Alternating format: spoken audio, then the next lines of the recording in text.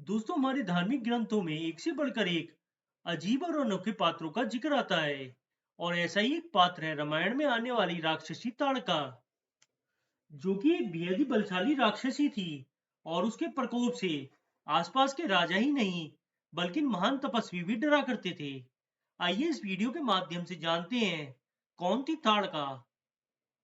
दोस्तों, ताड़का एक बेहद ही बलशाली राक्षसी थी और कहा जाता है कि उसके अंदर 1000 हाथियों के बराबर बल था। दरअसल कहा जाता है कि सुकेतु नाम का एक अत्यंत बलवान यक्ष था, पर उसकी कोई संतान नहीं थी। अतः संतान प्राप्ति के उद्देश्य से उसने ब्रह्मा जी की कठोर तपस्या की। उसकी तपस्या से प्रसन्न हो ब्रह्मा जी ने उसे संतान होने का वरदान दे दिया और वरदान स्वरूप ताड़का का जन्म हुआ। सुकेतु ने ब्रह्मा जी से ताड़का के अत्यंत बलवान होने का वर भी ले लिया और ब्रह्मा जी ने उसके शरीर में 1000 हाथियों का बल दे दिया। विवाह योग्य आयु होने पर सुकेतु ने ताड़का का विवाह सुंद नाम के एक राक्षस से कर दिया और उसके सुबाहु और मारीच नाम के 2 पुत्र हुए। दोनों ही पुत्र अपनी माता के समान काफी बलवान और पराक्रमी हुआ करते थे। ताड़का का पति सुंद राक्षस प्रवृत्ति का था, इसलिए वह हमेशा ऋषियों के धार्मिक कार्यों में बाधा उत्पन्न करता था। वह उनके यज्ञ भंग कर देता और तपस्या में विघ्न डालता।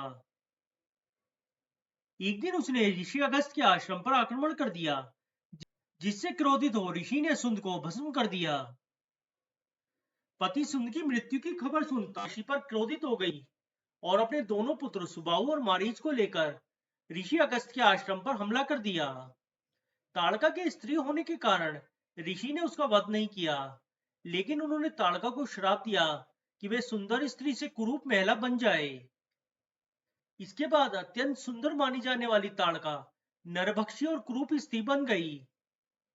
ताड़का के साथ उसके दोनों पुत्रों की दुर्दशा भी कुछ ऐसी ही हो गई। इसके बाद ताड़का अपने दोनों पुत्रों के साथ अयोध्या के सरयू नदी के किनारे वन में रहने लगी। लेकिन पति की मृत्यु और स्वयं के अपमान का बदला लेने की ज्वाला उसके भीतर धधक रही थी, इसलिए उसने वन में रहने वाले ऋषियों को सताना शुरू कर दिया।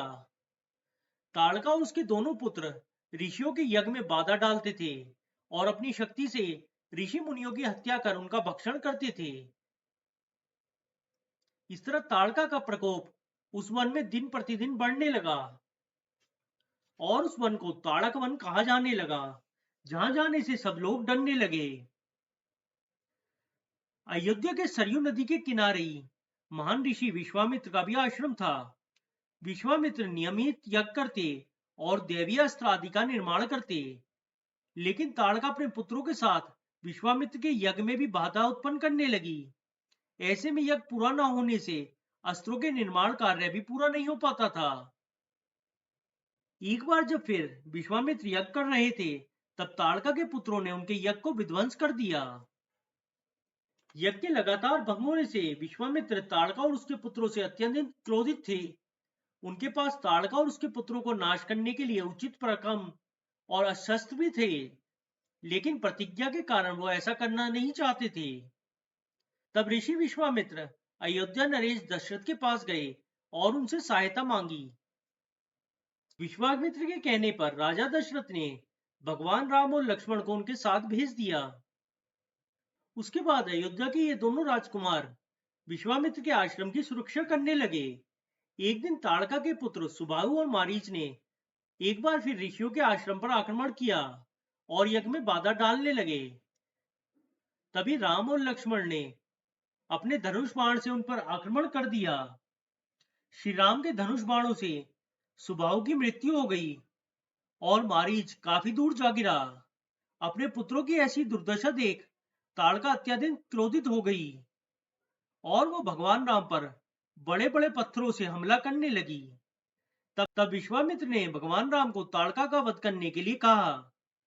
पहले तो श्री राम स्त्री हत्या करने के लिए हिचकिचाते हैं, क्योंकि धर्म उन्हें ऐसा करने की अनुमति नहीं देता।